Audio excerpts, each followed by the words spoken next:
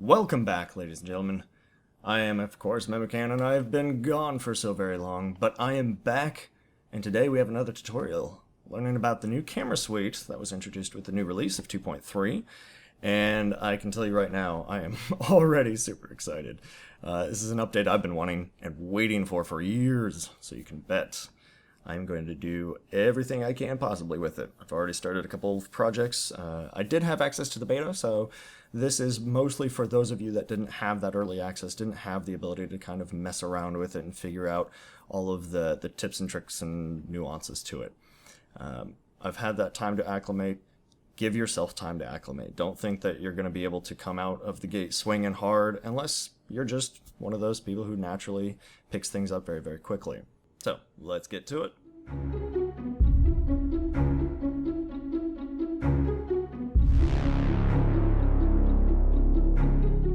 Now, starting off the most basic level, we're going to talk about the controls. Let's pull them up real quick. This is something of a nebulous area as far as instruction goes. There's only so much that I can really kind of suggest for you because everything is going to be individual to the person that is controlling. Now, there are a few new things in the control mapping. You have multi-crew obviously being added, and the camera suite has its own section now, which is pretty awesome. Camera suite and the free camera, so toggle that real quick. Now, you do have your usual camera toggle right there. I have remapped it from the default just because it was a whole lot easier to just tap that one button. You're also going to have something like next and previous cameras.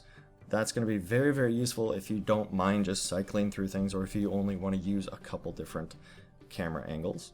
Then you have the free camera. That is one of the most important buttons that you're going to have. So make sure that you have it in a place that is not only easy to get to, but something that isn't going to be really weird when you toggle it. For example, having the same button mapped, simply having a modifier on it, can be kind of annoying because if I don't hit that right shift and that backslash just right, then it'll take me back out of the camera and switch me back to my ship.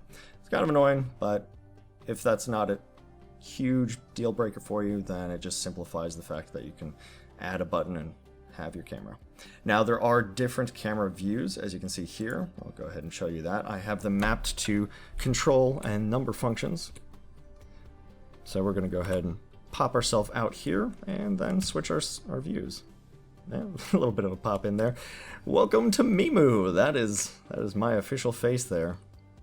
So as you can see, different interior angles as well as exterior. You have a back of the ship view, which is awesome. Great for a sense of scale. Great for seeing what's inside your ship. You have a very close-up personal shot of the pilot with a view of your menus. Now, the context menus don't seem to be visible from this kind of an angle. You don't really have the ability to toggle them anyways, so the fact that you can at least see these menus is pretty great. You have another view with your pilot in the foreground, your co-pilot in the background, and then a little bit of the view of the rest of the ship. It's pretty awesome being able to see just how long that FDL's window on the top is. But it's a bit of a zoom up on your co-pilot when you have your multi-crew running. You also have the exterior front of the ship. You're going to also have the exterior back of the ship and a bit of an undercarriage shot. So pretty cool stuff, honestly, and this is going to open a huge range of different setup shots that you're going to be able to do, different action shots that you're going to be able to do, because you are actually able to control your ship while you are in the camera now. Awesome, awesome, awesome thing. We'll get into all of that. Don't you worry. Anyways, back to the controls. Here we go. All the way down to camera suite. That pretty much covers it for that. Free camera, though. Because this is a bit of a nebulous area, everybody's going to have different control schemes. You're all going to have different setups. I have a HOTAS personally. I know a lot of people use their keyboard. Some people might have dual sticks. Everything's going to be different and weird for everybody, so I'm kind of just trying to give you guys an idea of how to map things rather than what to map things to. Since I use a HOTAS, my instincts and everything are built on that. If I switched over to the keyboard just for my camera, well, that's gonna be really weird. My brain's gonna have to stop for a second to readjust. It's gonna slow my workflow down. So finding your controls and a workflow that works for you in an efficient and logical manner is the most important thing. I guess a bit of a tip that I can offer is keeping your controls uniform. What I mean by that is to easily map your camera drone to the same flight controls that you use without them anyways, because they're not really going to interfere all that much. So for example, here in the free camera, you have like the forward axis and the lateral axis. All of that stuff is mapped to my throttle and my stick. It's all the usual stuff that I would use to fly my ship, and it just means that when I toggle over to the camera drone, it's a very smooth transition. Everything works the way that my brain is kind of assuming it will already. So all of my muscle memory works perfectly. Now there are things like toggle HUD that you can map them to something that's a little out of the way, sometimes it's a little more difficult because they're not really important. You don't really need to quickly switch your HUD on and off, or rather you don't really need to switch the UI on and off all that quickly. For example, if this thing is going to stop freaking out on me. Alright, so we're going to zoom out here. If you want to get that setup shot, get the front of the ship, pretty sweet. Control F1, boom. Slowly fades away. There you go. Very clean, very unobstructed view. But you don't need to worry about that when it comes to actually using the camera drone itself. You can turn that UI on and off, and as you get more familiar with the controls, you're going to be able to fly and use those controls without the UI anyways. So we'll go back into the options once again. Sorry for kind of bouncing back and forth. I just want to illustrate things as I'm kind of explaining them to you. So all of those controls, that's going to be something that is personal to you. However you control is up to you. Now, this is where it gets a little trickier. For myself, all these controls are mapped with modifiers for my HOTAS. So for example, the button that I usually reserve for keying up on Discord, for example, or keying up on TeamSpeak, I will use that as a modifier to then toggle increasing the zoom and focus, decreasing the blur, increasing the blur, all of that good stuff.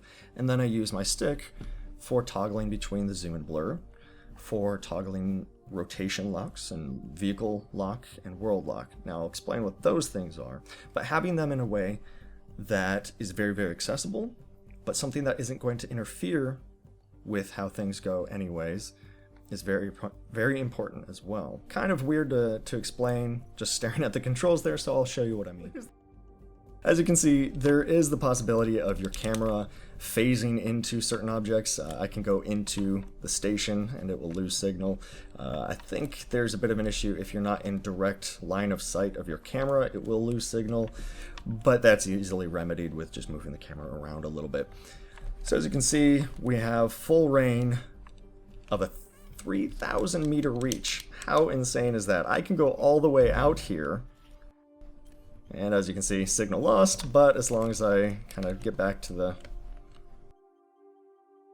a spot where my ship can see it, there we go. We're at 2,700 meters now, but it'll max out at that 3,000 meters. Perfect, because, well, this might actually be a bit of a scouting tool if you're able to visually identify your enemies outside that are station camping you. But we're going to go ahead and head back into the station itself. One other function that you can see is being able to toggle the speed of the camera drone. Very important to keep a very accessible spot as well, because for those smooth, those buttery smooth panning shots, you want to be able to control very, very fine-tuned movement. Keeping that very, very slow control is very important. But when you want to chase a target, or if you just want to get that drone out as fast as possible, you jack up the speed, and there you go. This thing will move like a rocket. It is wonderful. And it's got everything in between, so if you have different angles or shots in mind, you can get access to them very easily by doing so. As far as zoom and blur goes, it's very simple. The toggle I have is actually my secondary weapon firing. So I just toggle between the zoom and the blur, and it's going to set things up pretty well. for the control scheme that I want.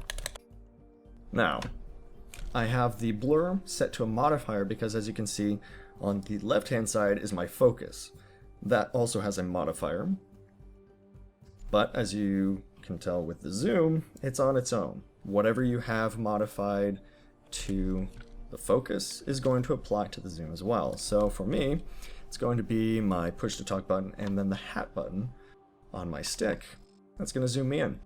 And as you can see, pretty good zoom. All that frustration that we used to have trying to get those close-up shots, but the ship just had that invisible wall that wouldn't let you get super close, get those macro shots. Well, now that's less of an issue. You can zoom in, you can focus on your pilot, you can focus on whatever decals that you have decided to stick on, look at your paint job, all that good stuff. So zoom, very straightforward, very simple to explain. Then you switch over to your focus and your blur. These are two tools that they're on the same UI for a very specific reason. This is going to be what controls your depth of field. Depth of field is very important for making your subject pop out of the frame, getting that focus pulled in on them. For example, if you want to, let's find a little thing we can zoom in on. You want to, zoom in on this particular area, for example, but you don't want to see anything else in focus. And you switch back over to that. You're going to increase that blur. And as you can see, 100%, very, very blurry. Kind of useless as far as, anything goes video-wise. This is not something that anybody wants to look at, especially if you take that UI off. Well, what the crap is this? Well, that's where the focus comes into play. This one's a little trickier because the slider is not so much a slider as it is, well, kind of just, you hold down the button and it'll fly itself around really quickly. So getting that fine-tuned is either going to take a little bit of time as you kind of make sure that it doesn't fly too far too fast, or you're going to have a lot of time spent just kind of, there we go. But as you can see, it quickly illustrates what I mean by the plane of focus. You're going to be looking specifically at that, or you can switch it back out there. Very good for filmmaking purposes. Gives you a very good idea of what you're going to be able to do when you master these tools. And as we focus this in, no pun intended, there you go. Now you can see that module and that module alone, or that particular part of the ship, kind of focuses in on that warning. Maybe use that in a narrative or just kind of in an inference way, visually, in a way to tell your story. There's so many different ways that you're able to use this camera suite now, and different angles. That is going to be one of the biggest things. That's pretty much all the controls that we're going to be able to illustrate here in the station. Since the ship controls, all of that is less relevant right now. The stabilizer, as you can see, well, how does that exactly apply to our ship? Where'd our ship go? What's going on? Well, that's pretty much what the world lock and the vehicle lock is. This is a view of the world without your ship having to be the focus of the attention. You can point this camera anywhere that you want, and it will, oh, well, signal lost there, and it will do its thing with your ship being able to fly by itself. You can control your ship independent of the camera. Very, very cool thing to do.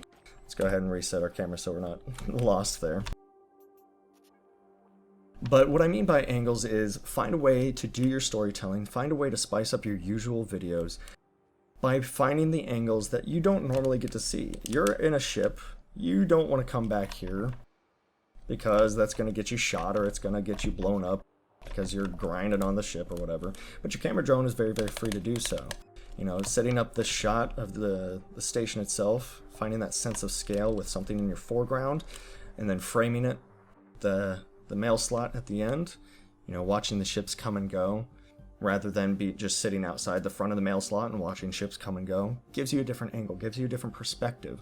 Finding those little details is going to be very important for kind of setting your filmmaking apart. So as you can see, you can find different detail shots on your ship and on the station itself. I mean, everybody has kind of gotten that flying out of the ship shot. But what about the macro shots? What about the details that FDev has added in that you really don't get a chance to look at normally because it's so small or so insignificant? What about these little truck dudes?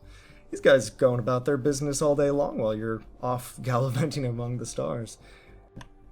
So anyways, just think of things outside of the box, as cliche as that is to say.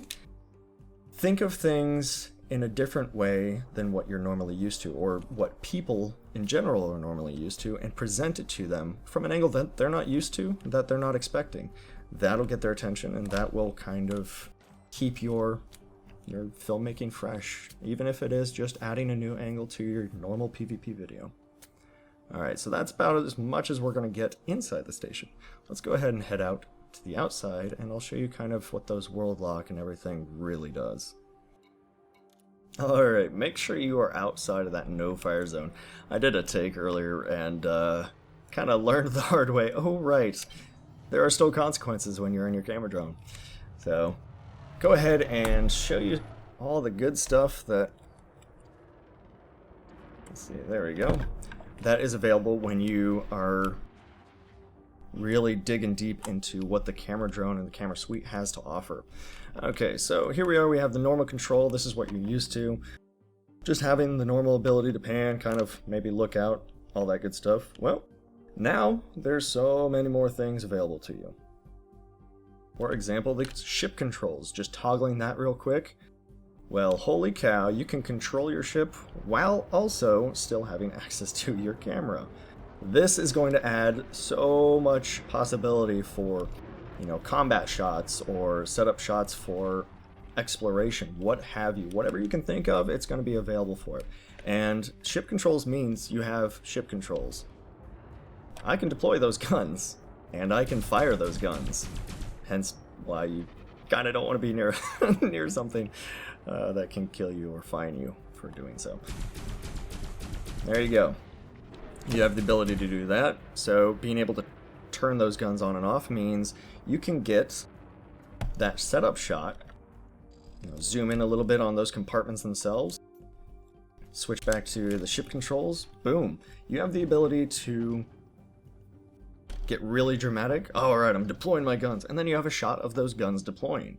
And you can, you know, change the focus, all that good stuff, however you want to do your narrative.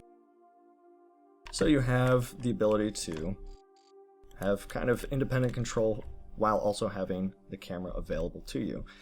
This also means that you have ship controls. How about that stabilizer off that we were talking about earlier? Take that off, that's your world lock. Suddenly, I can fly my ship, and the camera doesn't go anywhere.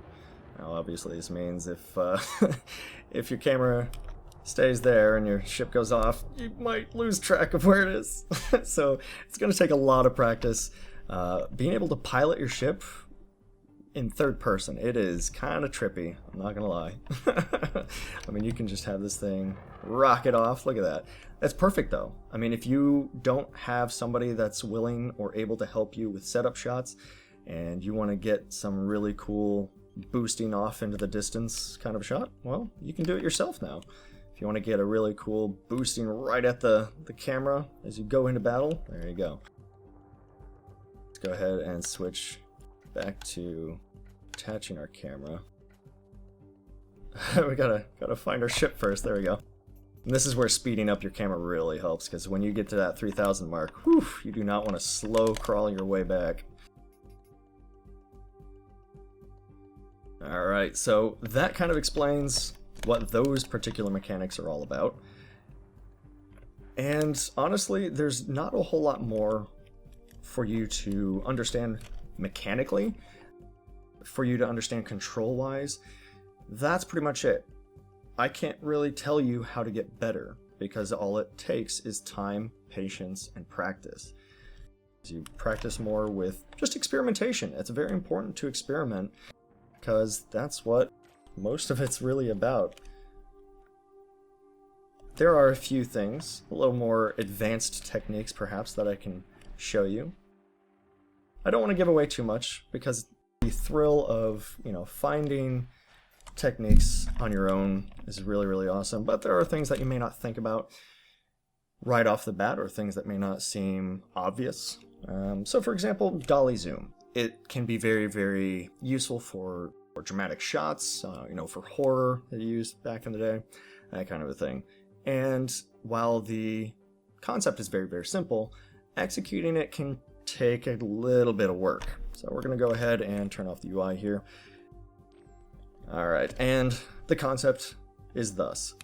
As you are moving your camera away, you want to be zooming in. As you're moving your camera in, you want to be zooming out.